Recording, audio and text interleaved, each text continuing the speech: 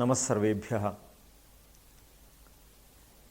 We now take up the question as to whether the name of India is India itself or Bharat.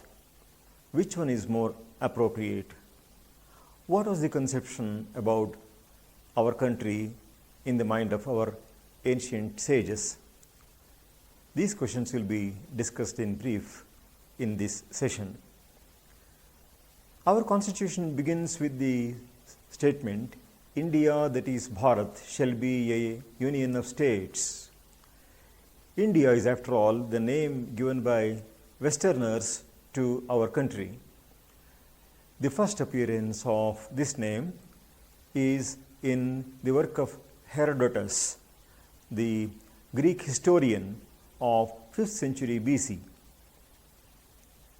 Later on, we see the Arabics calling our country Hind.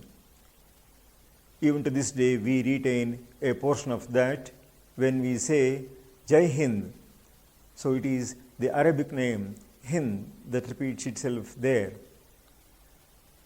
But both the words India and Hind are derived from the name of the famous river Sindhu in the region of the Punjab. The word Sindhu became Hind, and the word Hind turns into Ind because the aspirate Ha is missed and is made an inaspirate sound by the replacement of the H sound by the vowel sound.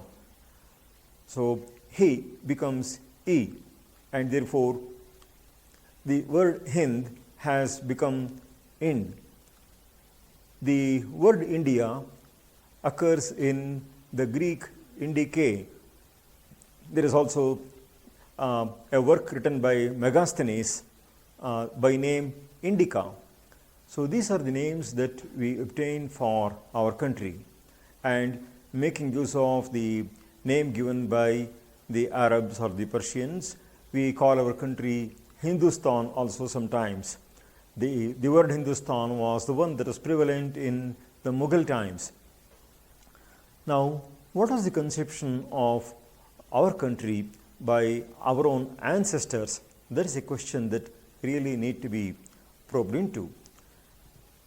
Now, we get definitions of our own country, and the titles of Aryavarta, Brahmavarta, Brahmarshi Desha, Bharata are all names that figure in our Puranic literature. For example, this verse calls our country Aryavarta, A Samudrat Vai Purvad, A Samudrat Paschimat, Tayoreva Antaram Giryoho Aryavartam Vidurbudhaha.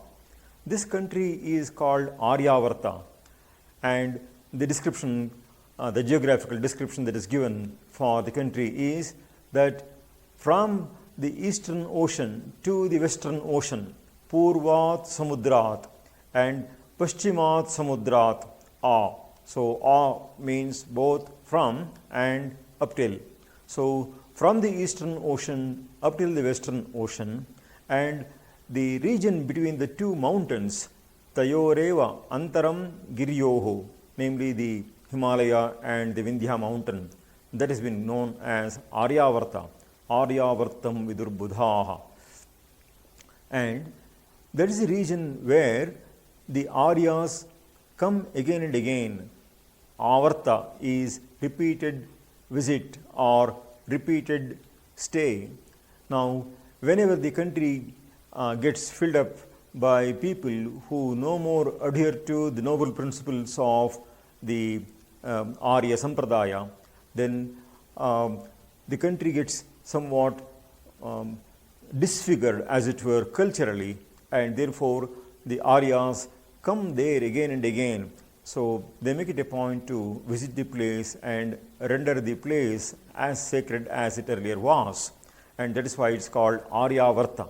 Avarta is to return again and again. What does Arya mean? The word Arya has no connection with any concept of race as such. On the other hand, the Aryanness has been defined as Aryata nama bhutanam yat karoti prayatnataha shubham karma nirakaro vitaragas tathaivacha. So, where one takes great pains, puts forth great efforts in the interest of the goodness of others, the welfare of others, so it is such a person who is called Arya, and he does it without attachment, vitaraga, and therefore it is such people who have great dedication to the good of the people for no reason whatsoever. Such people are called Aryas. There is also another definition of the word Arya, namely kartavyam acharan karma, akartavyam anacharan tishtati prakritachare sato Arya iti smritaha. So, the person who involves himself in activities that ought to be performed and refrains from such actions that one has to desist, and such a person is called Arya, provided he also cares for the particular type of conduct that is most relevant to the particular times. Tishtati prakritachare. So, such a person is called Arya, and therefore that place where such Aryans come and sanctify again and again is called Aryavarta. Now, our country has also been called Brahmavarta, and the region is identified as Saraswati Drishadvatyoho Devanadyoho Yadantaram Tam Deva Nirmitam Desham Brahmavartam Prachakshate. So, it is in between the two rivers Saraswati and Drishadvati. The two are Devanadis, they are divine streams, and that region which lies in between these two, so is considered as one that has been built by the very divinities, and it is called Brahmavarta. Now, it also gets the designation Brahmarshi Desha. So, it consists of Kurukshetra, Matsya, Panchala, Shurasena, and so on. So, Kurukshetran cha Matsyascha Panchalaha Shurasenakaha Yesha Brahmarshi Desho Vai Brahmavarta Danantaraha. Immediately adjacent to Brahmavarta is the Brahmarshi Desha. But the most famous of all definitions and the most comprehensive of definitions is the one that is given in the Vishnu Purana, which says Uttaram yat samudrasya himadreshchaiva dakshinam varsham tad bharatam nama bharati yatra santatihi. So, to the north of the ocean and to the south of the Himalayan mountain is the region called the Bharata Varsha, and the citizens there are called Bharati. So, the word Santati is feminine, and therefore the feminine form is used as Bharati, Bharati Yatra Santatihi, and in another Purana it is called Bharati Praja. Praja stands for citizens, and therefore this is another definition that is being given. This occurs in Vishnu Purana, and this gives a beautiful conception of our country. So, at in the southern extreme we have the vast ocean, and in the northern region we have the northern extremity, we have the Himalayan mountain. So, India is a very special country because it is surrounded on three sides by oceans. In fact, the earlier name that is given to the oceans, so the Arabian Sea was called Ratnakara, and what is now called Bay of Bengal was called Mahodadhi, and therefore these two oceans, Ratnakara and Mahodadhi, as though washed the feet of Bharata Mata. So, and Himalaya is as it were the crown of the country. Now we can see that surrounded on three sides by seas and on one side by the Himalayan region. So, this place is as though designed by nature to be absolutely safe and secure. So, if one has to visit India, it was either through the seas or even what was more difficult through the mountainous regions. So, the regions like Khyber Pass, etc., they were all very difficult to penetrate.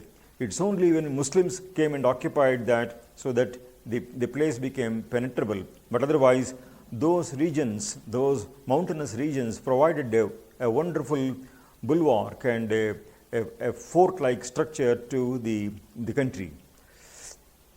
Now, there is yet another definition of our country called Yajña Desha.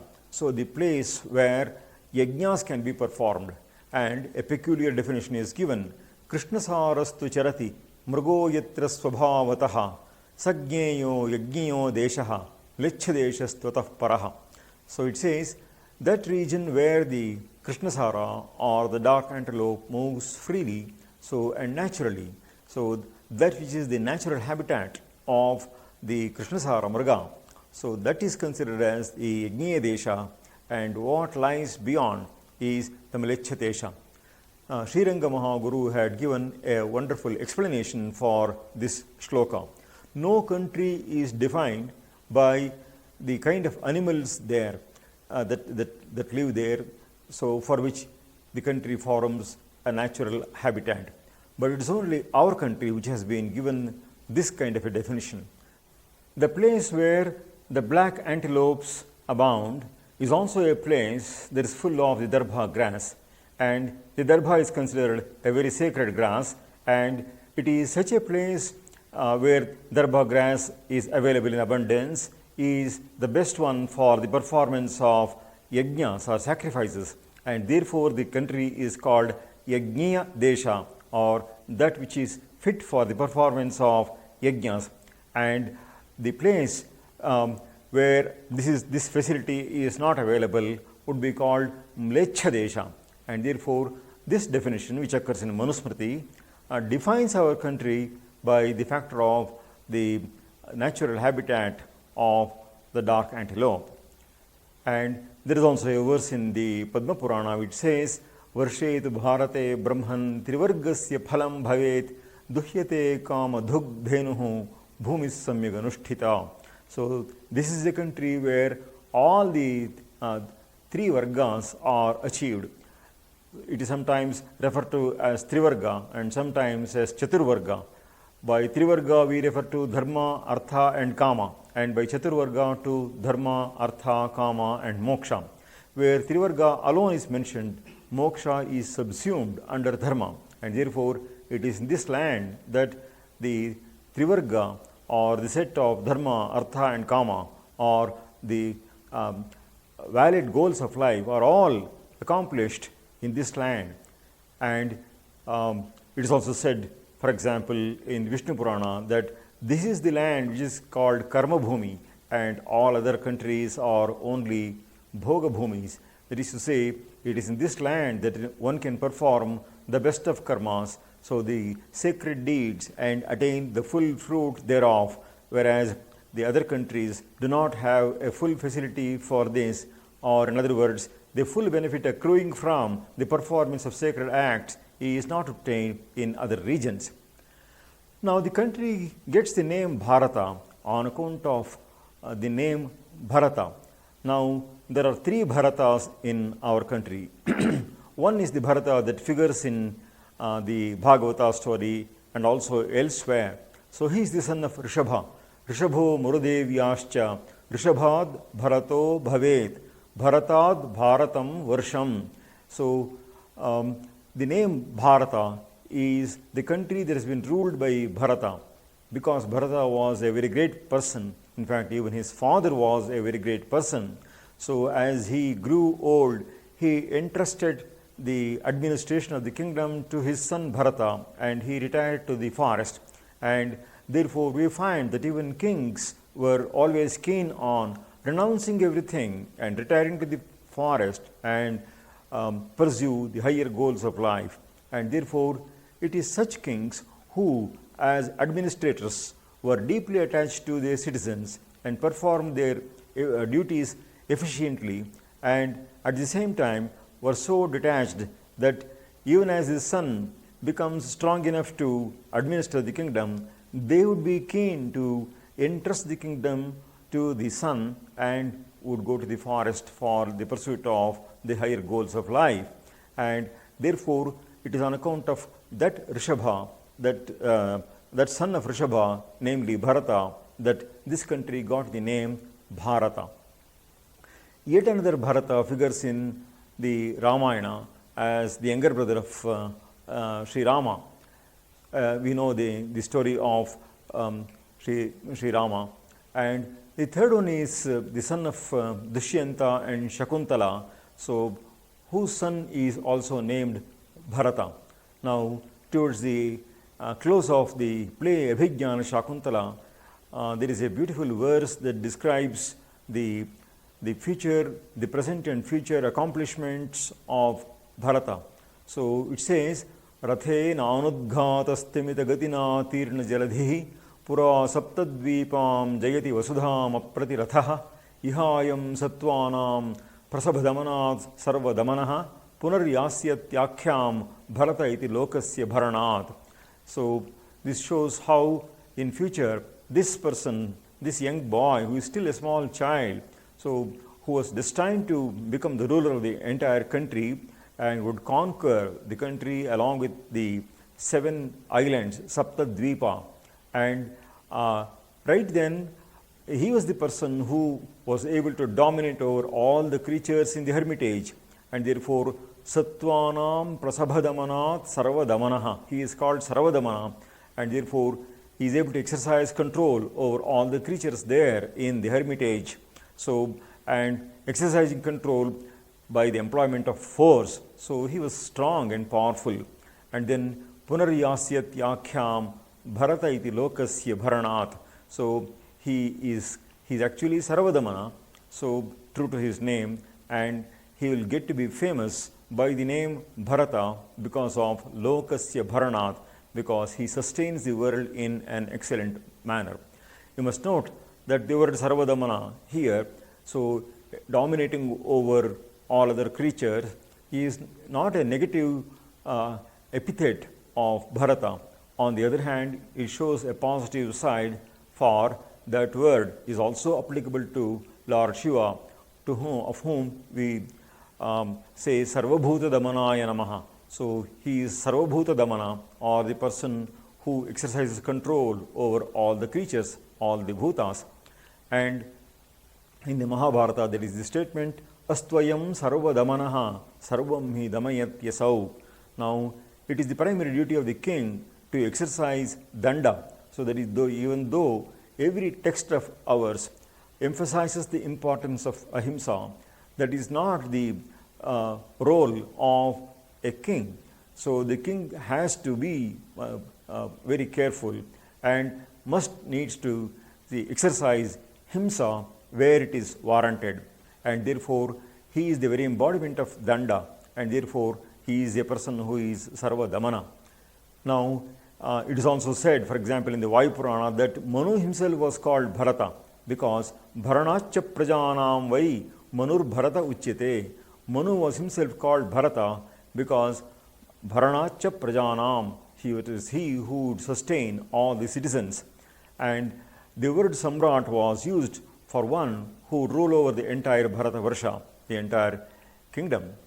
We all hear the famous poem of Walter Scott, Lay of the Last Minstrel, in which he emphasizes the importance of patriotism, and he asks in an interrogatory manner, breathes there the man with soul so dead, who never to himself hath said, this is my own, my native land, from wandering on a foreign strand. So if a man does not feel patriotic about his own country, then his soul is verily dead, is what Walter Scott says there in that poem. Now, as against the mere love of the mud of one's own country, or the geography of one's own country, the way our sages perceived of the greatness and grandeur of our own nation is given in 3 beautiful verses which occur in Vishnu Purana. The verses are, Gayanti Devah Kila Gitakani Dhanyastute Bharata Bhumi Bhage Swargapa Vargaspada Marga Bhute Bhavanti Bhuyav Purusha Suratvat. It says, even the gods themselves sing the glories of this country. Gayanti Devah Kila Gitakani. And what do they say?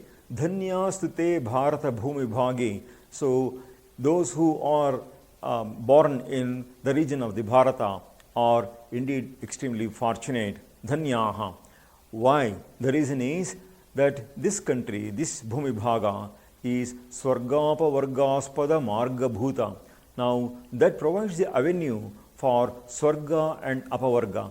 Swarga stands for Trivarga and Apavarga stands for Moksha, and therefore all the four Purusharthas are covered by the expressions Swarga Apavarga, and therefore all the four can be accomplished in this country rather than elsewhere.